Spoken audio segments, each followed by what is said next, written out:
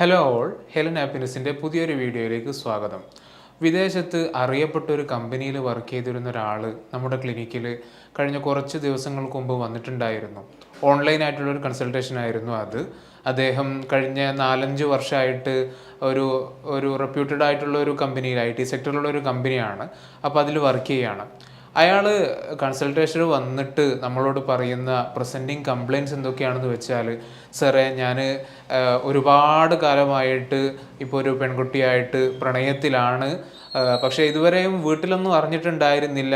നമ്മൾ തമ്മിൽ വളരെ രഹസ്യമായിട്ടായിരുന്നു ഇതുവരെയുള്ള കമ്മ്യൂണിക്കേഷൻസ് ഒക്കെ ഉണ്ടായിരുന്നത്. പക്ഷേ ഇപ്പോൾ അവളുടെ വീട്ടിൽ കല്യാണത്തിനെ കുറിച്ചൊക്കെ ആലോചിക്കുന്നൊക്കെ തുടങ്ങിയിട്ടുണ്ട്. അപ്പോൾ അവൾ തന്നെ അവളുടെ വീട്ടിലൊക്കെ അതിനെക്കുറിച്ച് പറഞ്ഞു. അപ്പോൾ തുടക്കത്തിലൊക്കെ ഭയങ്കരമായിട്ടുള്ള പ്രശ്നങ്ങളൊക്കെ അവരുണ്ടാക്കിയിട്ടുണ്ട്. പക്ഷേ ഇപ്പോൾ ഏതായാലും ഇങ്ങനെയൊക്കെ ആണല്ലോ, ഇങ്ങനെയൊക്കെ ആയല്ലോ എന്നുള്ള നിലക്ക് അവർ കല്യാണത്തിന് റെഡി ആണെന്നുള്ള നിലക്ക് അവർ പറഞ്ഞിട്ടുണ്ട്. ബാക്കിയൊന്നും വേറെ പ്രശ്നങ്ങളൊന്നും ഇല്ല. ഞങ്ങൾ രണ്ട് കുടുംബവും പിന്നെ എന്താണ് നാട്ടിൽ നോക്കുന്ന മതവും ജാതി കാര്യങ്ങളൊക്കെ എന്താണ് സെയിമാണ്, കുഴപ്പമൊന്നുമില്ല. അപ്പോൾ ആ നിലയ്ക്ക് ഇപ്പോൾ അടുത്തൊരു മാസത്തേക്ക് കല്യാണമൊക്കെ സെറ്റാക്കി വെച്ചിട്ടുണ്ട്. പക്ഷെ സാറേ, ഈ കല്യാണമൊക്കെ ഒരു മാസം കൊണ്ട് നടക്കാൻ പോവുകയാണെന്ന് എനിക്കറിയാം. പക്ഷേ ഇപ്പോൾ ഈ അടുത്തായിട്ട് എൻ്റെ മനസ്സിലേക്ക് വല്ലാത്ത സംശയങ്ങൾ ഇങ്ങനെ വന്നുകൊണ്ടിരിക്കുകയാണ്. ഇപ്പോൾ അവൾ കുറച്ച് മുമ്പായിട്ട് എന്നോട് പറഞ്ഞിരുന്നു, അവൾ വർക്ക് ചെയ്യുന്ന സ്ഥലത്തുള്ളൊരു അവളേക്കാൾ ജൂനിയർ ആയിട്ടുള്ളൊരു പയ്യൻ അവളോട് എന്തോ ഇഷ്ടം തോന്നി. ആ ഇഷ്ടം അവളോട് തുറന്നു പറഞ്ഞു എന്നുള്ള നിലക്ക് അവൾ തന്നെ എന്നോട് പറഞ്ഞിരുന്നു. ഈ വിഷയം ഞാൻ ചോദിച്ചതൊന്നുമല്ല, അവൾ തന്നെ, നമ്മൾ എല്ലാം ഓപ്പണായിട്ട് സംസാരിക്കുന്നവരാണ്. അപ്പോൾ ആ നിലക്ക് അവൾ എന്നോട് പറഞ്ഞ വിഷയമായിരുന്നു അത്. ഞാനും അങ്ങനെ കാര്യമായിട്ടൊന്നും എടുത്തിട്ടുണ്ടായിരുന്നില്ല. അത് നോർമലാണ്, ഒരാൾക്ക് ഇഷ്ടം തോന്നി എന്നതുകൊണ്ട് പ്രശ്നമൊന്നുമില്ല. പക്ഷെ അവന് ഇവിടെ ഒരു റിലേഷൻഷിപ്പിലാണ് എന്നിരിക്കാൻ പറയാൻ പാടില്ലായിരുന്നു എന്നൊക്കെ എനിക്ക് തോന്നിയിട്ടുണ്ട്. പക്ഷെ അത് കഴിഞ്ഞിട്ട് സാറേ പിന്നെ എൻ്റെ മനസ്സിൽ വല്ലാത്ത സംശയമാണ്. അതായത് ഇനി ഇവള് വീണ്ടും അവിടെ തന്നെയാണല്ലോ ജോലിക്ക് പോകുന്നത്. അപ്പോൾ അവിടെ ഈ പയ്യൻ അവളെ വീണ്ടും ശല്യപ്പെടുത്തിയാലോ, ഇനി പയ്യൻ അവളെ പ്രപ്പോസ് എങ്ങാനും ചെയ്താലോ? ഇവളെനിക്കറിയാം ഒരു തരത്തിലും അവനോട് പോകില്ല, അവൻ്റെ കൂടെ പോകൂല, അല്ലെങ്കിൽ അവനെ ആന്തലക്കി എടുക്കൂ, അങ്ങനെയുള്ളൊരു പെൺകൊച്ചൊന്നും അല്ല എനിക്കറിയാം. കാരണം ഞങ്ങൾ കഴിഞ്ഞ 4-5 വർഷമായിട്ട് നല്ലൊരു പ്രണയത്തിലുള്ളതാണ്. എല്ലാ വിഷയങ്ങളും അങ്ങോട്ടും ഇങ്ങോട്ടൊക്കെ തുറന്ന് സംസാരിക്കുന്നവരാണ്. അപ്പോൾ ഇതൊക്കെ വെച്ചുകൊണ്ട് തന്നെ എനിക്കറിയാം അവളൊരിക്കലും അങ്ങനെയൊരു റിലേഷനിലേക്ക് പോകില്ല, എന്നെ വഞ്ചിക്കില്ല എന്നൊക്കെ. പക്ഷേ എൻ്റെ മനസ്സിൽ നിരന്തരമായിട്ട് ഈ സംശയങ്ങൾ ഇങ്ങനെ വന്നുകൊണ്ടിരിക്കുകയാണ്. അപ്പോൾ ഞാനിതിപ്പോൾ രാവിലെ ഡ്യൂട്ടിക്ക് പോവുകയാണെങ്കിലും, ഇനിയിപ്പോൾ ഡ്യൂട്ടീൻ്റെ ഇടയിലാണെങ്കിലും, ഡ്യൂട്ടി കഴിഞ്ഞ് വീട്ടിലേക്ക് വന്നാലൊക്കെ ഞാൻ തനിച്ച് വീട്ടിൽ തന്നെയാണ് ഉണ്ടാവുക.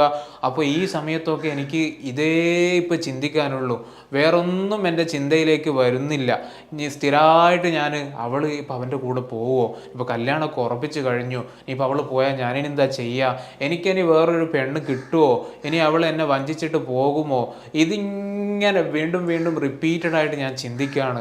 ആ സമയത്ത് എൻ്റെ മനസ്സ് വല്ലാതെ അസ്വസ്ഥമാകുകയാണ്. എനിക്ക് വേറൊന്നും ചെയ്യാൻ പറ്റുന്നില്ല. സാർക്കറിയോ, ഞാൻ പണ്ട് ചെയ്തുകൊണ്ടിരുന്ന കാര്യങ്ങൾ, ഞാൻ ചിലപ്പോൾ ആഴ്ചയിലോ 2 ആഴ്ചയൊക്കെ കൂടുമ്പോൾ ഫ്രണ്ട്സിൻ്റെ ഒക്കെ കൂടെ ഒന്ന് പുറത്തൊക്കെ പോകും. ചിലപ്പോൾ ചെറിയ ഡ്രിങ്ക്സൊക്കെ കഴിക്കും, ചെറിയൊരു സന്തോഷമൊക്കെ ആയിരുന്നു അത്. അല്ലെങ്കിൽ ചിലപ്പോൾ ഞങ്ങൾ ഒരുമിച്ച് സിനിമയ്ക്ക് പോകും. എനിക്ക് സിനിമയൊക്കെ നല്ല ഇഷ്ടമൊക്കെ ഉള്ള ഒരാളാണ്. പക്ഷേ ഇപ്പോൾ ഈ ഒരു വിഷയം സ്റ്റാർട്ട് ചെയ്തത് മുതൽ എനിക്കിപ്പം പണ്ട് ഞാൻ ചെയ്തിരുന്ന ഒരു വിഷയത്തിന് എനിക്ക് യാതൊരു താല്പര്യവും ഇല്ല. എൻ്റെ കമ്പനിയിൽ തന്നെ എനിക്ക് ഇഷ്ടപ്പെട്ടൊരു ഫ്രണ്ട് ഉണ്ട് അവിടെ. ഞങ്ങൾ എപ്പോഴും സ്ഥിരമായിട്ട് പിന്നെ അങ്ങോട്ടും ഇങ്ങോട്ടും കളിയാക്കലും തമാശയാക്കലും നല്ല ഫ്രണ്ട്ഷിപ്പ് കഴിഞ്ഞുകൊണ്ടിരുന്ന ആളാണ്. പക്ഷേ അയാളോട് പോലും ഇപ്പോൾ എനിക്ക് സംസാരിക്കാൻ പറ്റുന്നില്ല. ഞാൻ പിന്നെ ഫ്രണ്ട്സൊക്കെ വല്ലാതെ നിർബന്ധിക്കുന്ന സമയത്ത് ചിലപ്പോൾ അവരുടെയൊക്കെ കൂടെ പോകും, ചിലപ്പോൾ അവരോടൊക്കെ സംസാരിക്കും. പക്ഷെ എന്നിരുന്നാൽ എനിക്ക് പണ്ടത്തെ പോലെ ഇതിനൊന്നും യാതൊരു താല്പര്യം എനിക്കില്ല സാറേ. എപ്പോഴും ഇവളെക്കുറിച്ചുള്ള ചിന്തയാണ്.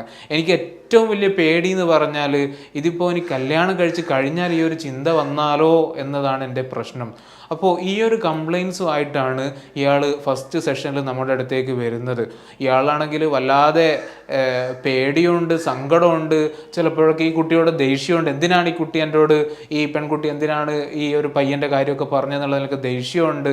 അപ്പോൾ ഇവർ തമ്മിലുള്ള ബന്ധത്തിൽ, ഇവർ തമ്മിൽ നിലവിലുള്ള കമ്മ്യൂണിക്കേഷനിലൊക്കെ വല്ലാത്ത പ്രശ്നങ്ങൾ ഉണ്ടായിട്ടുണ്ട്.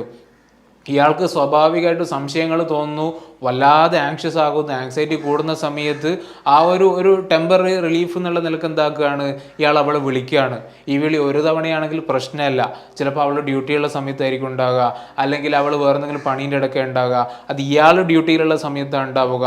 അപ്പോൾ പ്രത്യേകിച്ച് ഒരു സമയമൊന്നും ഇല്ലാതെ ഇടയ്ക്കിടയ്ക്ക് ഇയാൾക്ക് ചിന്ത വരുന്ന സമയത്തൊക്കെ ഇയാൾ അറിയാതെ അവളെ വിളിച്ചു പോവുകയാണ്. അപ്പോൾ അത് സ്വാഭാവികമായിട്ട് നമുക്കറിയാം, ഒരാളിങ്ങനെ വീണ്ടും വീണ്ടും വിളിച്ച് ശല്യപ്പെടുത്തുന്ന രൂപത്തിലാണെങ്കിൽ അവിടെ എത്ര സ്നേഹം ഉണ്ടെങ്കിലും പ്രണയമൊക്കെ ഉണ്ടെങ്കിലും അവിടെ ഈ ഒരു പ്രശ്നം ഉണ്ടാകും. അവൾ ചോദിക്കുന്നത് തിരിച്ചു ചോദിക്കാൻ അവൾക്കുള്ളത്, ഇത്രയും വർഷം നമ്മൾ ഒരുമിച്ച് കഴിഞ്ഞിട്ടും ഇപ്പം നിങ്ങൾക്ക് എന്നെ സംശയം തോന്നി തുടങ്ങിയോ? അപ്പോൾ പിന്നെ ഇത്രയും നമ്മൾ തമ്മിലുള്ള പ്രണയത്തിന് എന്ത് അർത്ഥമാണുള്ളത്? എന്ത് രൂപത്തിലാണ് നമ്മൾ തമ്മിൽ ഈ ഒരു അണ്ടർസ്റ്റാൻഡിങ് ഉണ്ടായിട്ടുള്ളത്? അപ്പോൾ നിങ്ങൾ ഒരിക്കലും എന്നെ ഇങ്ങനെ ഈ രൂപത്തിൽ സംശയിക്കാൻ പാടുണ്ടോ? ഇനിയിപ്പോൾ ഒരു പയ്യൻ എൻ്റെ അടുത്ത് വന്ന് ഇഷ്ടമാണെന്ന് പറഞ്ഞ് ഞാൻ അവിടെ വിട്ടുപോകാൻ മാത്രമോ അത്തരത്തിലുള്ളൊരു പെൺകുട്ടി ആയിട്ടാണോ നിങ്ങൾ എന്നെ മനസ്സിലാക്കിയത് എന്നാണ് ഈ പെൺകുട്ടി അയാളോട് തിരിച്ചു ചോദിക്കുന്നത്. ഏതായാലും ഇപ്പോൾ അവർ തമ്മിൽ ഈ ഒരു റിലേഷനിൽ നന്നായിട്ട് പ്രശ്നങ്ങളായിട്ടാണ് ഇപ്പോൾ ഉള്ളത്. അപ്പോൾ ഇതിൽ എന്തെങ്കിലും ഒരു പരിഹാരം, സാറേ എനിക്കറിയൂല ഇത് എൻ്റെ ഭാഗത്താണോ പ്രശ്നം, ഇനി അതല്ല അവളുടെ ഭാഗത്താണോ പ്രശ്നം ഒന്നും എനിക്കറിയില്ല, ഇതെങ്ങനെയെങ്കിലും സാർ ഒന്ന് പരിഹരിച്ച് തരണം, എന്തെങ്കിലും ഒരു പ്രതിവിധി തരണം എന്നുള്ള നിലക്കാണ് ഇയാൾ നമ്മുടെ അടുത്ത് വരുന്നത്. അപ്പോൾ ഫസ്റ്റ് സെഷനിൽ ഈ രൂപത്തിൽ പ്രസൻറ്റ് ചെയ്തുകൊണ്ട് തന്നെ ഇനി ഇവർ തമ്മിലുള്ള വേറെ എന്തെങ്കിലും കമ്മ്യൂണിക്കേഷനിൽ ഇഷ്യൂ ആണോ, വേറെ എന്തെങ്കിലുമൊക്കെ ആണോ, അതിലൊക്കെയുള്ള ഒരുപാട് ആലോചനകളിലേക്ക് നമ്മൾ പോകും സ്വാഭാവികമായിട്ടും. പിന്നെ ആ സമയത്ത് വേറൊന്നും ചെയ്തിട്ടൊന്നുമില്ല. ഫസ്റ്റ് സെഷനിൽ ഇയാളെ കേട്ടു കഴിഞ്ഞു, ഇയാളുടെ ഫീലിങ്സും കാര്യങ്ങളൊക്കെ നമ്മൾ വാലിഡേറ്റ് ചെയ്ത് കൊടുക്കും, നല്ലൊരു തെറാപ്യൂട്ടിക് അലയൻസ് ഒക്കെ ഉണ്ടാകും. അപ്പോൾ ആ നിലക്കാണ് നമ്മൾ ഫസ്റ്റ് സെഷൻ പോയത്. അപ്പോൾ ആ ഒരു സമയത്ത് തന്നെ നമ്മൾ ഇനി വേറെന്തെങ്കിലും ആകാൻ സാധ്യതയുണ്ടോ, ഇവർ തമ്മിൽ വേറെന്തെങ്കിലും, ഈ സംശയമൊക്കെ പറയുന്ന സമയത്ത് സ്വാഭാവികമായിട്ട് അവിടെ OCD ഒരു ചാൻസ് ഒക്കെ ഉണ്ട്. അപ്പോൾ അത് ഏതായാലും അടുത്തൊരു സെഷനിൽ നോക്കാമെന്നുള്ള നിലക്കായിരുന്നു നമ്മൾ ഫസ്റ്റ് സെഷനിൽ പിരിഞ്ഞിട്ടുണ്ടായിരുന്നത്. അപ്പോൾ സെക്കൻഡ് സെഷനിൽ വന്നു. സെക്കൻഡ് സെഷനിൽ പറഞ്ഞപ്പോൾ ഇയാൾ പറഞ്ഞു പിന്നെ ഇപ്പോൾ കുറച്ചൊരു വ്യത്യാസമൊക്കെ ഉണ്ട്. പിന്നെ ഇപ്പോൾ ഇന്നലെ ഞാൻ എൻ്റെ അടുത്തൊരു പരിചയക്കാരൻ്റെ വീട്ടിലൊക്കെ പോയി, അത് ഞാൻ അയാളോട് പറഞ്ഞതായിരുന്നു, അയാളെ ശ്രദ്ധ ജസ്റ്റ് ഒന്ന് ഡൈവേർട്ട് ചെയ്യാന്നുള്ള നിലക്ക്.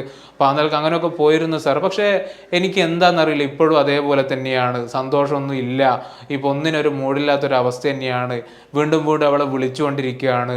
വിളിക്കുന്ന സമയത്തൊക്കെ അവൾക്ക് ദേഷ്യം വരുന്നുണ്ട്, എനിക്ക് സ്റ്റോപ്പ് ചെയ്യാൻ പറ്റുന്നില്ല സാറേ എന്ന് പറഞ്ഞു. അപ്പം ഞാൻ അയാളോട് വെറുതെ ഇങ്ങനെ ചോദിച്ചു നോക്കുകയാണ്, നമ്മൾ ആ നിലക്കാണല്ലോ ചോദിക്കുക, നിങ്ങൾ പിന്നെ കുളിക്കാനും പിന്നെ അതേപോലെ തന്നെ ബാത്റൂമിലൊക്കെ സമയം എടുക്കാറുണ്ടോ, അങ്ങനെയാണ് നിങ്ങളെ ഈ വൃത്തിയും കാര്യങ്ങളൊക്കെ വല്ലാതെ ഉണ്ടെന്നൊക്കെ ഫ്രണ്ട്സൊക്കെ പറയാറുണ്ടോ? അതെന്താ സാറേ അങ്ങനെ ചോദിച്ചത്? ഞാൻ ചോദിച്ചാൽ അല്ല, ഞാൻ ഈ ഒരു ഡയഗ്നോസിൻ്റെ ഭാഗമായിട്ട് ചോദിക്കുന്നതാണ് സാറേ, എനിക്ക് അങ്ങനെയുള്ള ഒരാളാണ് ഞാൻ. എൻ്റെ കൂട്ടുകാരവരൊക്കെ പറയും ഇയാൾ ഭയങ്കര നീറ്റായിട്ട് നടക്കുന്ന ഒരാളാണെന്നൊക്കെ പറഞ്ഞിട്ട് പണ്ട് മുതലേ എൻ്റെ ഫ്രണ്ട്സൊക്കെ പറയാറുണ്ട്. എൻ്റെ കുടുംബത്തിൽ നിന്ന് തന്നെ അമ്മയൊക്കെ പറയാറുണ്ട്, അച്ചാച്ചൻ്റെ അതേ സ്വഭാവമാണ് നിനക്കും കിട്ടിയെന്നുള്ളത്. ചിലപ്പോൾ വായിൽ വെള്ളമാക്കിയിട്ടൊക്കെ പ്രത്യേക ശൈലിയിൽ ശബ്ദമൊക്കെ ഉണ്ടാക്കിയിട്ട് അത് കൊപ്പിളിക്കണം. അപ്പോൾ അവർ പറയും അച്ചാച്ചൻ ഇതേപോലെയായിരുന്നു എന്ന്. അപ്പോൾ ആ നിലക്ക് എനിക്ക് അങ്ങനെയൊക്കെ ഉണ്ട് സാർ. ഞാൻ പാത്രങ്ങളൊക്കെ കഴുകുന്ന സമയത്ത് ഞാൻ ശ്രദ്ധിക്കാറുണ്ട്, ചിലപ്പോൾ ഒരു തവണ 2 തവണ കഴുകാൻ എനിക്ക് മതിയാവില്ല. കാരണം അവിടെയൊക്കെ സോപ്പ് ഉണ്ടാവുമല്ലോ, അവിടെയൊക്കെ സോപ്പിൻ്റെ ഇതൊക്കെ പറ്റി പിടിച്ചിട്ടുണ്ടാവും. അപ്പോൾ ചിലപ്പോൾ ഞാനൊരു 10 തവണയൊക്കെ എടുക്കും. ഇപ്പം എൻ്റെ റൂമിലുള്ളവരുടെ കാര്യങ്ങൾ എനിക്ക് ചിലപ്പോൾ ഇത് പറ്റിക്കൊള്ളില്ല, അവർ ഒരു തവണ കഴുകിയ പിന്നെ പാത്രം കൊണ്ടായിരിക്കും ഭക്ഷണം കഴിക്കുക. അപ്പോൾ ഞാൻ ചോദിച്ചു വേറെന്തെങ്കിലുമൊക്കെ വസ്ത്രങ്ങളൊക്കെ എങ്ങനെയാണ് നിങ്ങൾ തന്നെയാണ് അലക്കുക? ഞാൻ തന്നെയാണ് അലക്കുക. പിന്നെ അവിടെ വാഷിംഗ് മെഷീനും കാര്യങ്ങളൊക്കെ ഉണ്ട്, അപ്പോൾ അല്ലെങ്കിൽ മെയ്ഡ് വരുന്നുണ്ട്, അപ്പോൾ അവരുടെ അടുത്ത് മറ്റുള്ള ഡ്രസ്സൊക്കെ കൊടുക്കും. പക്ഷേ ഇന്നറൊക്കെ ഞാൻ തന്നെയാണ് അലക്കുക. പക്ഷെ ഇന്നർ അലക്കുന്നിടത്ത് ഇതേപോലെ തന്നെ എനിക്ക് 1 തവണ 2 തവണയൊന്നും അലക്കിയാൽ പോരാ, അലക്കലൊരു തവണയാണ്, അത് വാഷ് ചെയ്യുക. കാരണം അതിലൊക്കെ സോപ്പ് ഉണ്ടാവില്ല സാർ. അപ്പോൾ ഈ സോപ്പ് 2 തവണ 3 തവണ കഴുകിയാലൊന്നും പോകില്ല. എനിക്ക് ഏറ്റവും കുറഞ്ഞത് ഒരു 10 തവണ കഴുകിയാൽ മാത്രമേ ആ സോപ്പ് പോയി എന്നുള്ള ഒരു ഫീലിംഗ് എനിക്ക് ഉണ്ടാകും. അപ്പോൾ ഇത് പറഞ്ഞതോടുകൂടി തന്നെ എനിക്ക് ഏകദേശം കാര്യങ്ങളൊക്കെ പിടുത്തം കിട്ടി. നമ്മൾ പിന്നീട് വൈബോക്സ് എടുത്ത് OCD ചെക്ക് ലിസ്റ്റ് കംപ്ലീറ്റ് ആയിട്ട് നമ്മൾ ചെയ്യുകയുണ്ടായി. അപ്പോൾ നോക്കുന്ന സമയത്ത് ഇയാൾക്ക് ഒട്ടുമിക്ക ഒബ്സഷൻസും അതേപോലെ തന്നെ കമ്പൽഷൻസും ഉള്ള ഒരാളായിരുന്നു. ഹോർഡിങ് കമ്പൽഷൻസ് ഒക്കെ നന്നായിട്ടുണ്ട്. ഇയാൾ പറയുന്നത് ഓഫീസിലാകട്ടെ ഇയാളുടെ റൂമിലാകട്ടെ പഴയ ഒരു സാധനം എനിക്ക് ചാടാൻ തോന്നില്ല. കാരണം എന്താണ്, അത് ഉപകാരം ഉണ്ടാവില്ല, എന്തെങ്കിലും ഒരു ഉപകാരം ഉണ്ടാവൂലേ, വേറൊരാൾക്ക് ഉപകാരപ്പെട്ടാലോ. അപ്പോൾ ആ നിലക്ക് ഞാനൊന്നും കളയൂല. അതെന്തായിക്കോട്ടെ അവിടെ വെക്കും. ഞാൻ ചോദിച്ചത് വേറെ ആൾക്ക് കൊടുക്കാറുണ്ടോ? ഇല്ല, വേറെ ആൾക്ക് കൊടുക്കാറൊന്നുമില്ല, അതെൻ്റെ അടുത്ത് തന്നെ ഉണ്ട്. എന്നിട്ട് എനിക്ക് അയാൾ കാണിച്ചിരുന്നു ഓഫീസിൽ ഒരുപാട് കാർഡ്ബോർഡിലാക്കിയിട്ട് ഇയാൾ എന്താ വെച്ചിട്ടുണ്ട്, പഴയ സാധനങ്ങളൊക്കെ എടുത്ത് വെച്ചിട്ടുണ്ട്. ഇയാൾ എന്നോട് പറഞ്ഞു, ഇതിപ്പോൾ ഞാനല്ല, എനിക്ക് പകരം വേറെ എൻ്റെ ബോസ് തന്നെ കണ്ട ഇതൊക്കെ വലിച്ചെറിയും, കാരണം ആവശ്യമില്ലാത്ത സാധനങ്ങളാണ്. അപ്പോൾ ആ നിലക്ക് നന്നായിട്ട് ഈ ഹോർഡിങ് കമ്പൽഷൻസ് ഒക്കെ ഉണ്ട്. അതേപോലെ തന്നെ പിന്നെ വാഷിങ്, ബ്രഷിങ്ങിലൊക്കെ നല്ല സമയം എടുക്കുന്നുണ്ട്. കുളിക്കാനും ഇയാൾ നന്നായിട്ട് സമയം എടുക്കുന്നുണ്ട്. അങ്ങനെ ഈ ക്ലീനിങ്ങിലൊക്കെ നല്ല കമ്പൻഷൻസ് ഉണ്ട്. അതേപോലെ തന്നെ ഇയാൾക്ക് വേറൊരു കാര്യം എന്ന് പറഞ്ഞാൽ ചെക്കിംഗ് ആണ്. ഇടയ്ക്കിടയ്ക്ക് ഫോണും വാട്സാപ്പൊക്കെ ഇങ്ങനെ നോക്കും. കാരണം ഈ കുട്ടി എന്തെങ്കിലുമൊക്കെ മെസ്സേജ് അയച്ചിട്ടുണ്ടോ, ഇനിയിപ്പോൾ അതല്ല ഇവളുടെ പയ്യൻ എനിക്ക് എന്തെങ്കിലും മെസ്സേജ് അയക്കുന്നൊക്കെ. അപ്പോൾ നിരന്തരം ഈ രൂപത്തിലുള്ള ചെക്കിങ്ങും കാര്യങ്ങളൊക്കെ ഇയാൾക്കുണ്ട്. അപ്പോൾ OCDയുടെ സിംറ്റംസ് ഒക്കെ മനസ്സിലാക്കി ഇത് തന്നെയാണ് ഇയാളുടെ ഒരു റൂട്ട് കോസ് എന്നൊരു ഡയഗ്നോസിലേക്കായിരുന്നു നമ്മൾ എത്തിയിരുന്നത്. ഇയാളുടെ വിഷയത്തിൽ OCD ഉണ്ട്, കോമോർബിഡായിട്ട് കുറച്ച് ഡിപ്രഷൻ്റെ സിംറ്റംസും കാര്യങ്ങളൊക്കെ ഉണ്ട്.